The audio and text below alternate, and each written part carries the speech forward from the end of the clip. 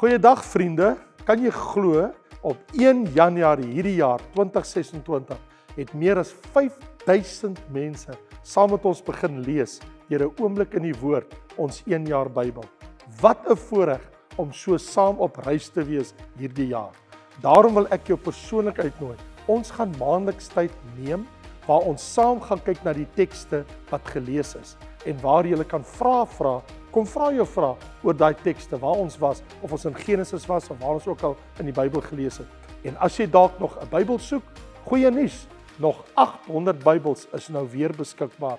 So gaan kyk nou by raymondlombard.com. Ek sien jou Woensdag aand by Wat sê die Bybel?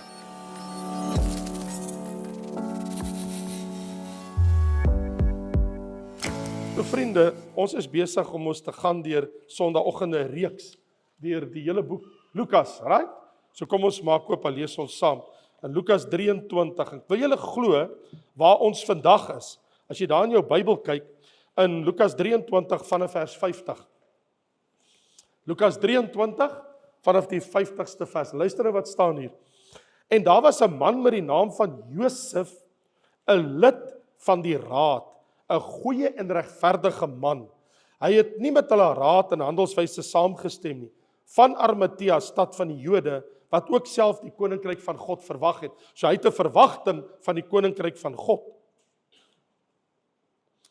Hy het na Pilatus gegaan en die liggaam van Jesus gevra en dit afgehaal en in linne toegedraai en dit neergelê in 'n graf wat uit 'n rots gekap was, waar nog nooit iemand in gelê het nie. En dit was die dag van voorbereiding en die Sabbat wou aanbreek. En die vroue wat saam met hom van Galilea gekom het, het ook gevolg in die graf gesien en hoe sy liggaam neergelê was. Daarop het hulle teruggegaan en spesery en salf berei en op die Sabbat gerus volgens die gebod. Dankie Here dat in die volgende paar minute daar 'n wonderlike salwing en seën op die woord sal rus in ons harte. In Jesus naam. Amen. So vriende, ek praat met jou oor die Seun van God, Jesus Christus, se begrafnisdiens. Wat ek nou net vir jou gelees het, dit is die A tot Z van sy begrafnisdiens. Dis al wat hom aangebied was, die dag toe hy begrawe is. Hoe het sy begrafnisdiens verloop? Daar was geen prediker nie, daar was nie 'n pastoor nie, daar was nie 'n dominee of 'n priester. Niemand het 'n diens waargeneem toe die Seun van God gesterf het. Daar was geen familie, nie een familielid het sy begrafnis bygewoon nie. Nie een se naam word in die Bybel vermeld, het sy begrafnisdiens bygewoon nie. Wat weet ek?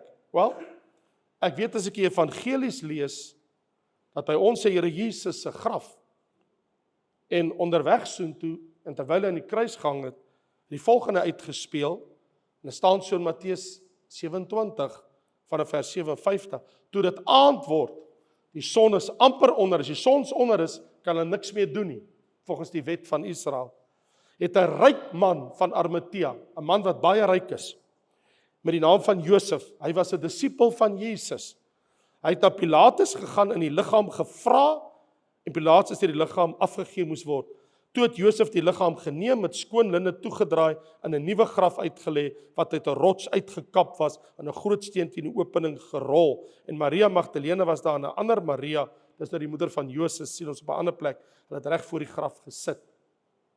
So hier verneem ons 'n ryk man met die naam van Josef het gegaan en vir Pilatus gevra, kan ek sy liggaam kry?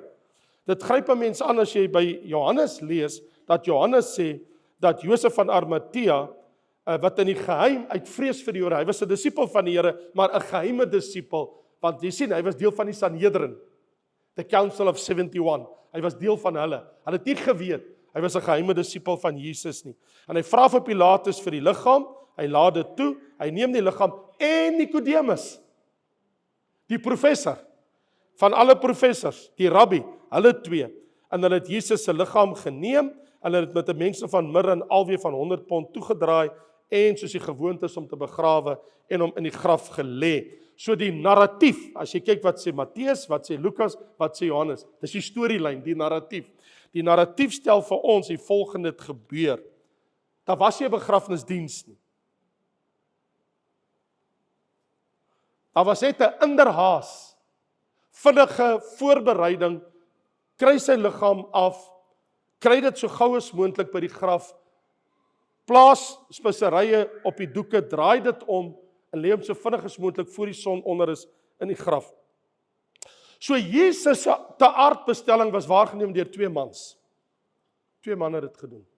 Josef en Nikodemus. Die een ding wat hulle 2 saam deel, is dat hulle was al 2 volgelinge van Jesus. Hulle het 'n hart vir Jesus gehad. Die ander ding wat hulle saam deel is, hulle was al 2 lede van die Sanhedrin, die hoogste Joodse raad. En natuurlik hier's die probleem. Duidelik was hierdie 2 vriende nie daar toe die besluit geneem was in Markus 14 vers 64 dat die hele raad, die hele Sanhedrin het Jesus ter dood veroordeel. Was 'n vroeë byeenkoms dat hulle vroeg daai oggend gereël het nadat hom die vorige nag gevang het hulle baie gou die raadslede kon hulle nou nie bel nie, maar hulle definitief boodskappers gestuur. Hulle het hulle so gou as moontlik bymekaar gekry. Die boodskap het nie Josef van Arimatea of van Nikodemus bereik nie, of hulle was die oggend uitstedig, het 'n bietjie later ingekom. Punt van die saak is, die 2 het nie saamgestem. Die Bybel sê, Josef het nie saamgestem met hulle handelswyse nie. Punt is, die 2 was nie betrokke om Jesus ter dood te veroordeel nie. In actual fact, toe hulle kyk en hulle besef wat gaan aan, toe sit te laat, toe is Jesus klaar veroordeel, Jesus word gekruisig en hulle staan daar en kyk na die sterwende Jesus aan die kruis. Daar was 'n paar vroue teenwoordig by sy begrafnis, want die Bybel sê dat 'n paar vroue die 2 manne gevolg om te sien waar hulle sy liggaam gaan neerlê.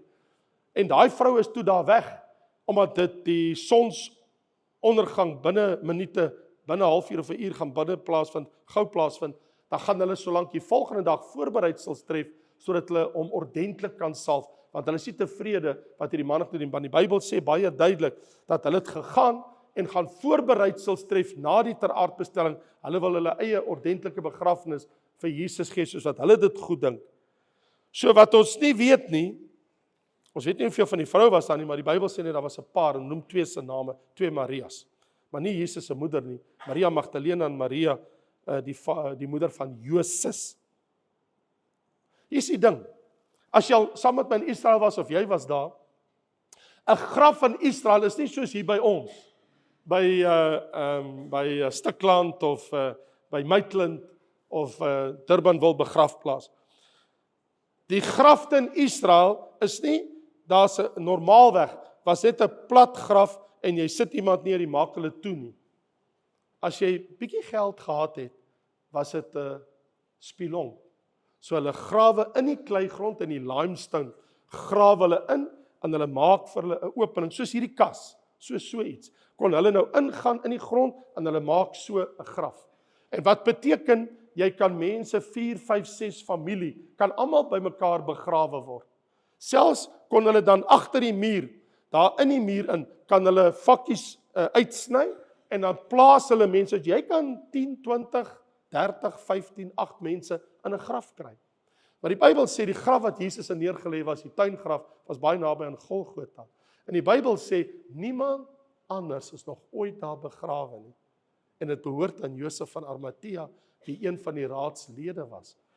En hy het seker gemaak, nou, hier's natuurlik die ding, en as 'n mens gaan kyk, dan gryp dit jou vreeslik aan, byvoorbeeld in Lukas 23 vers 56, lees ons, daar staan geskrywe, daarop het hulle teruggegaan, speserye en salf op die Sabbat berei volgens die gebod. So daar's mense wat weggegaan het, geen verwagting gehad het dat Jesus gaan opstaan uit die dood uit nie, want hulle het gaan voorbereidings tref, dat hulle binne 2, 3 dae kan terugkom, en het ordentlik kan doen. Dit was wat by hulle 'n gedagte was.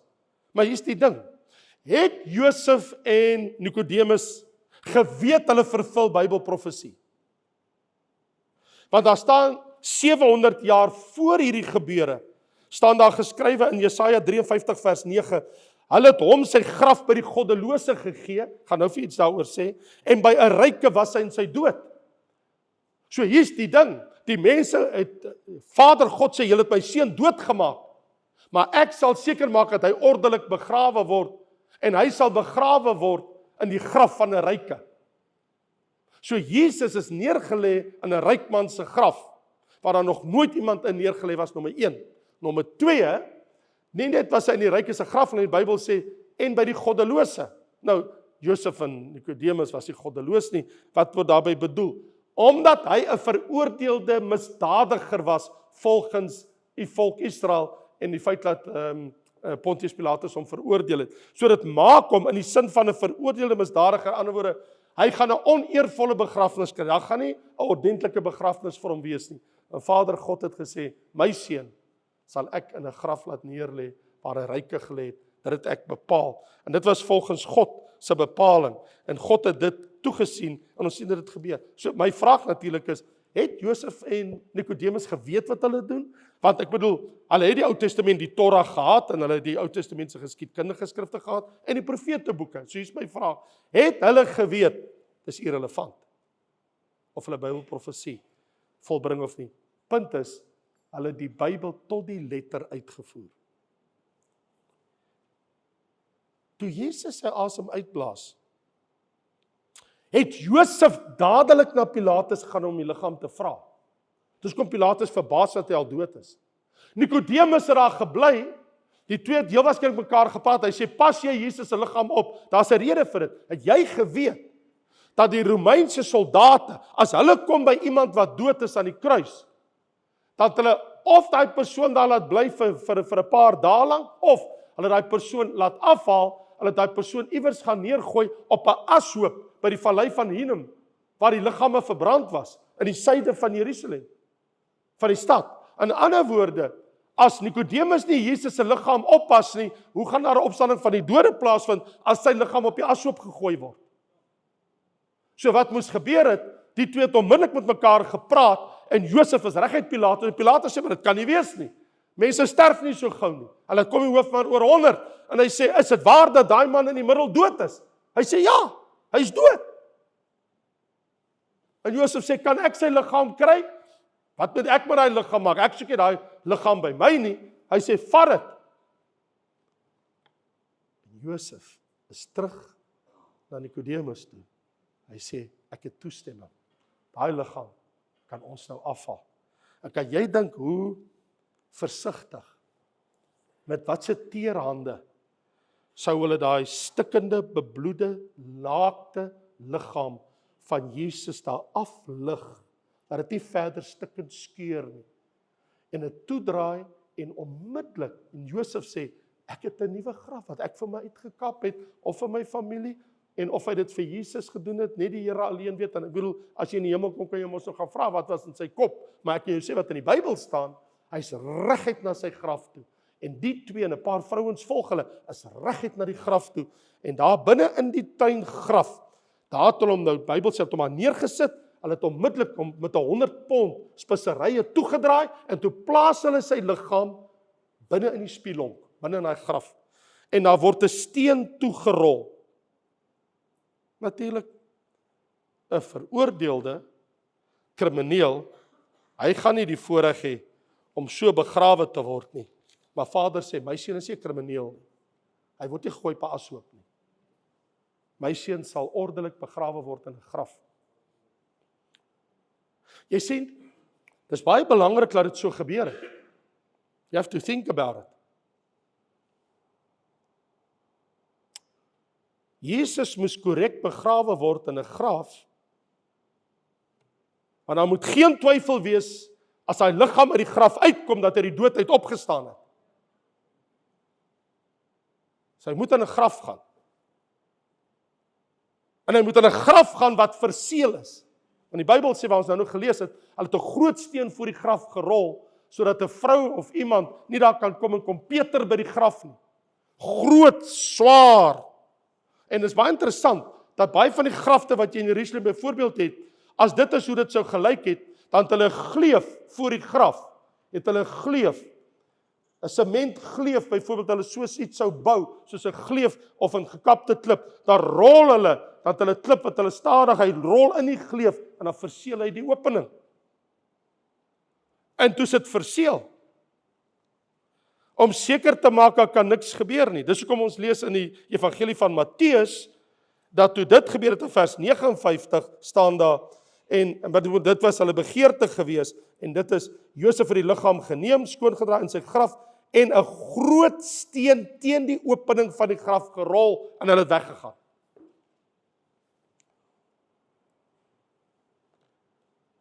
Nou gebeur die onverwagte. Jesus se vyande, hulle dink, nee, vers 62 sê, die owerpriesters en fariseërs, hulle gaan terug na Pilatus toe. Hulle sê, Pilatus, daai verleier, wat in daai graf is, hy het gesê, hy staan oor 3 dae op. Ons wil doodseker maak, hy gaan nêrens heen nie. Kom ons verseël die graf ordentlik, en ons sit soldate by die opening. Niemand gaan kom Peter by daai graf nie. Nou dat Josef en Nikodemus weg is, ons wil doodseker maak.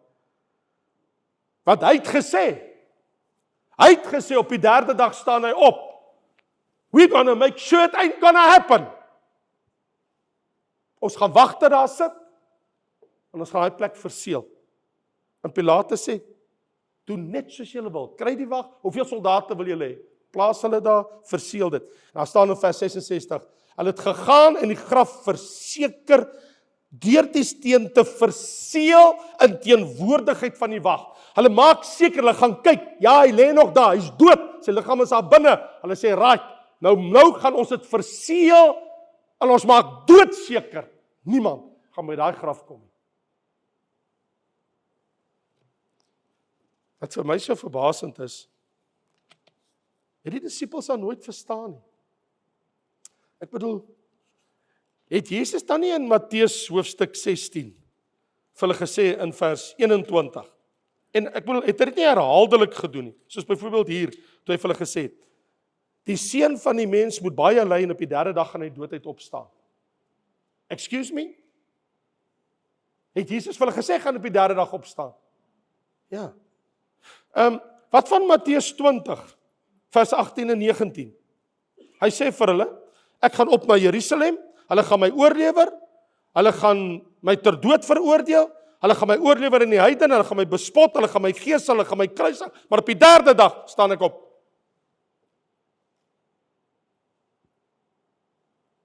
Wat verstaan julle nie? Hulle, they just don't get it. Die sondaars, hulle het dit gekry. Daai sondaars wat gesê het, hy moet gekruisig word. Hulle sê, nee, sê nou net is waar en hy staan op. Ons verseël, hy gaan nêrens nie. Hy bly net daar. Lyk vir my of die sondaars partykeer die Here beter verstaan as kinders van die Here. Die feit dat die vroue wat Jesus gevolg het, gaan voorbereidsels tref het, om hom oor 2 dae ordentlike begrafnis te gee, sê vir my, die vrou het nie geglo hy gaan opstaan nie. Hoekom sou hulle, die Bybel sê, hulle het gegaan en gaan voorbereidsels maak, die Bybel sê, hulle het gaan speserye koop en alles, om terug te kom daartoe, want hulle kan oor 2 dae terugkom, dan gaan hulle dit ordentlik doen. Hulle het gaan geld spandeer. Ek bedoel, ek sien hier in Lukas, waar ons net al gelees het in hoofstuk 23 vers 54, dit staan baie duidelik so, dit was die dag van die voorbereiding van die Sabbat, en hoofstuk 24 vers 1 van Lukas sê, vroeg in die môre, eerste dag van die week, dis daai Sondagmôre, né? Baie vroeg was hulle by die graf, met die speserye wat hulle gebring het. Hier kom hulle met alles saam, nou gaan ons Jesus ordentlike begrafnis gee. Ons gaan hom heeltemal balsem, ons gaan alles doen wat ons met hom wil doen. Daar was hy een apostel nie. Hulle het geen hoop gehad nie. Die enigste vertroosting wat hulle gehad het is, ons het ten minste vir Jesus in 'n graf neergelê. Dis die minste wat ons kon doen. Ek bedoel, Jesus is dood. Wat verstaan jy nie? Jesus is begrawe. Wat verstaan jy nie? Jesus lê in 'n graf. Wat verstaan jy nie? Jesus se graf is verseël. Wat verstaan jy nie? Dit's oor, klaar. Hy's dood. Dit's verby. Wat 'n tragiese einde van 'n godvreesende regverdige man wat wonderwerke gedoen het, dooies uit die dood uit opgewek het, op die water geloop het, die storms en die wind en die see bestraf het. Hy het alles gedoen. Maar nou is hy self dood.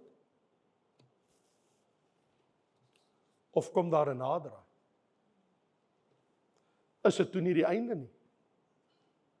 Is daar nog iets meer wat gaan gebeur?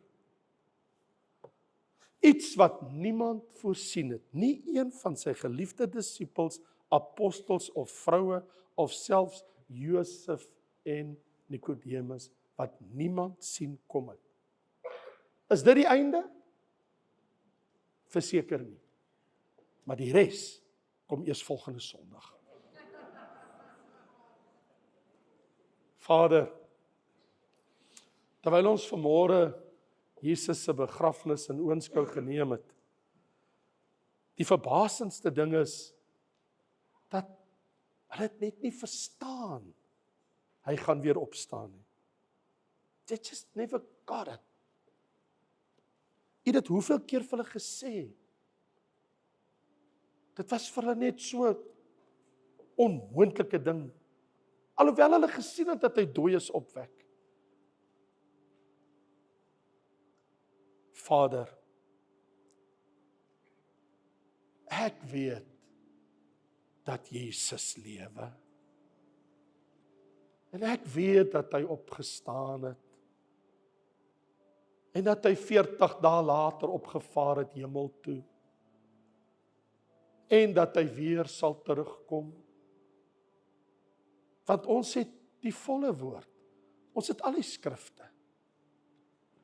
En die getuienisse van mense. U woord is letterlik vervul. Hulle sal my seun in 'n graf neerlê. In 'n ryk man se graf. Want hy's gereken as 'n misdadiger, maar ten spyte daarvan sal hy in 'n goeie, regverdige, godvreesende man se graf neergelê word. Here, net om te dink dat 3 dae later, toe hulle daar kom, toe staan chaos. Alles het verander.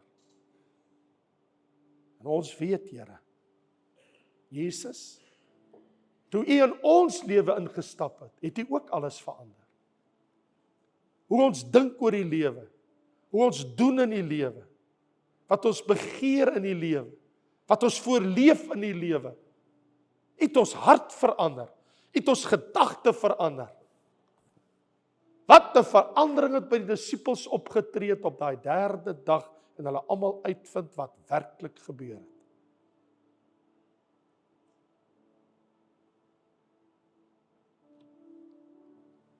Here, ons hart breek vir U. Dit doen iets aan my, binne my, in die diepste van my binneste, as ek dink dat daar was niemand van die apostels nie.